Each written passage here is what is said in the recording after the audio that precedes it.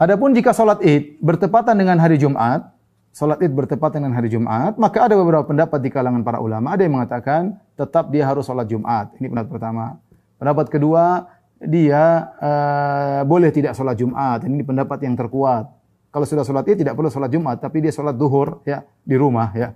Atau pendapat yang ketiga, dan ini pendapat mazhab Syafi'iyah, bagi orang-orang yang tinggal jauh dari tempat sholat Id, maka mereka tidak perlu sholat Id lagi. Tapi yang tinggal di kota tidak perlu sholat Jumat lagi. Tapi kalau tinggal di kota, sholat Jumat.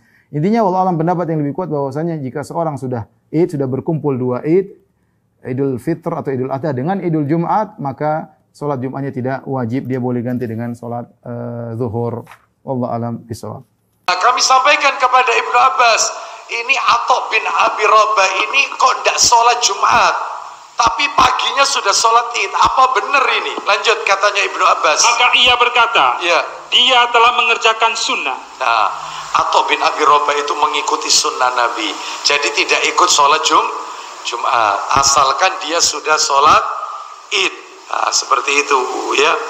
Baik, katanya para ulama, perhatikan ibu-ibu, Bapak Ibu sekalian, sholat Jumat itu bagi laki-laki wajib tidak? Wajib. Katanya para ulama, mana mungkin sesuatu yang wajib itu bisa gugur, kecuali yang bisa menggugurkan adalah sesuatu yang wajib pula. Kalau sholat itu hukumnya sunnah, Idul Fitri hukumnya sunnah, mana mungkin bisa menggugurkan Jumatan yang wajib bagi laki-laki. Yang bisa menggugurkan itu kalau ada hukum yang sama-sama wajib. Berarti sholat Id wajib. Buktinya bisa menggugurkan Jumatan. Yaitu katanya para ulama. Sehingga naik.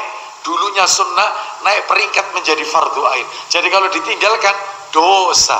Berarti kalau telat Ustaz, misalnya kita datang pas khutbah, kita nggak sempat ikut sholat karena khutbah Idul Fitri itu setelah sholat, beda sama Jumatan. Kalau Jumatan itu kan sebelum sholat khutbah. Bagaimana ini?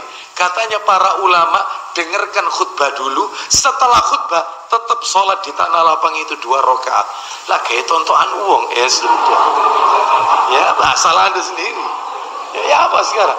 Nggak bisa langsung sholat. Enggak, dengarkan dulu, itu tata caranya.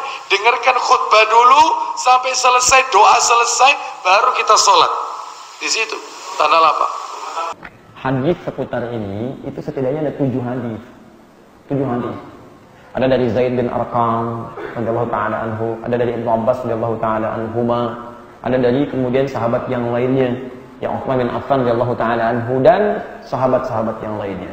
Dari Abu Hurairah radhiyallahu taala anhu. Apa kesimpulannya? 2 kesimpulannya.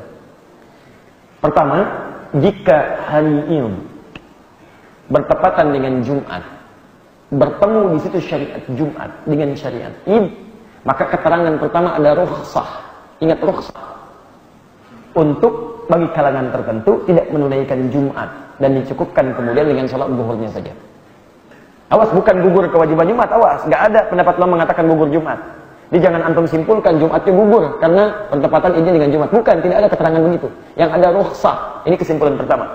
Bagi kalangan tertentu, untuk dia mendapat keringanan, tidak menunaikan Jumatnya, tapi menunaikan langsung. Yang kedua, tetap berlaku hukum Jumat.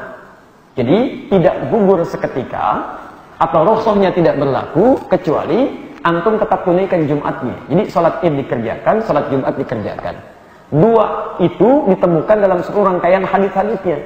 Semua mengatakan aqad ijtama'a idain, sungguh telah berkumpul 2 hari raya idain. 2 hari raya itu apa? Hari raya pertama adalah hari Jumat. Jumat itu kan raya setiap pekan. Yang keduanya adalah raya dalam tahunan, Idul Fitri atau Idul Adha, khususnya Idul Adha.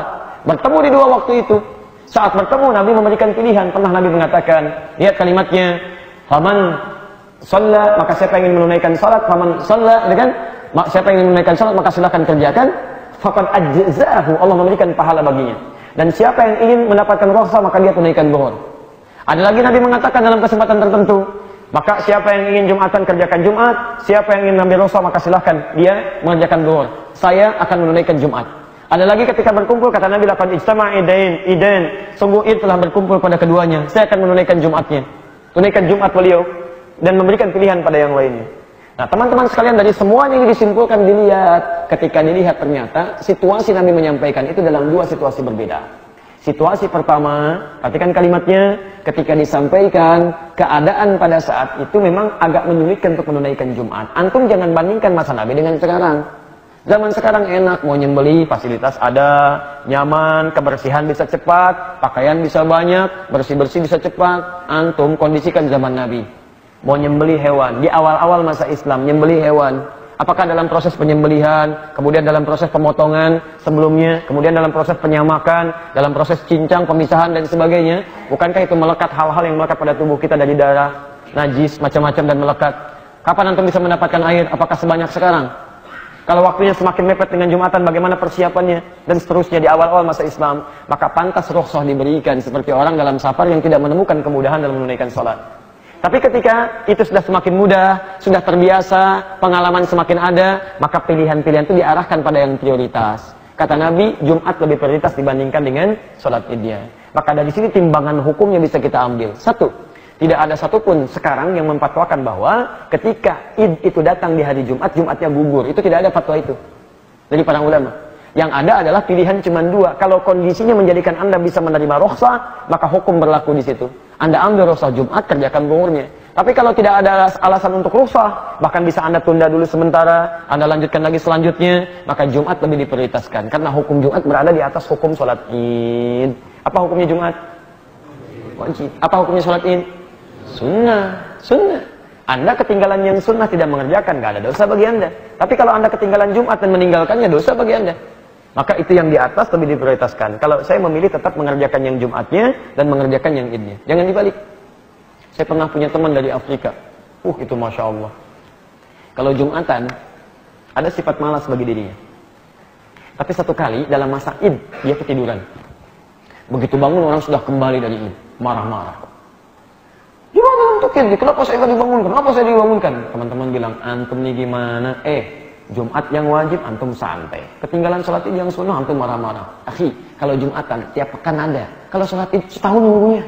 Masya Allah. Nah, kalimat itu tidak tepat sebagai hujah. Tidak tepat sebagai hujah. Jadi kalau ingin menimbang hukum, bukan masalah waktunya. Yang ditimbang adalah kekuatan prioritas hukumnya. Paham? Dan yang kedua adalah situasi yang sedang kita alami dalam kondisi kita mengamalkan amalannya. Sekira itu yang bisa